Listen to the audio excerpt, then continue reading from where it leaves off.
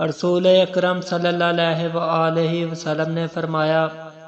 ان موقعوں پر دعا مانگو رد نہیں ہوگی، جب دھوپ میں بارش ہو رہی ہو، جب اذان ہو رہی ہو،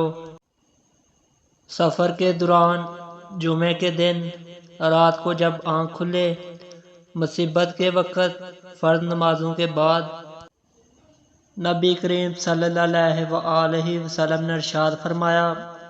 تم اللہ تعالیٰ سے ایسی حالت میں دعا کیا کرو کہ تم قبولیت کا یقین کرو، اور یہ جان رکھو کہ اللہ تعالیٰ غفلت سے بھرے دل سے دعا قبول نہیں کرتا۔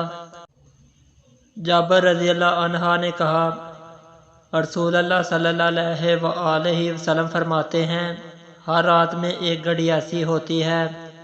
اس وقت جو آدمی اللہ سبحانہ تعالیٰ سے دنیا اور آخرت کی بھلائی مانگے، اللہ سبحانہ تعالیٰ عطا کرے، اور یہ گھڑی ہر رات میں ہوتی ہے۔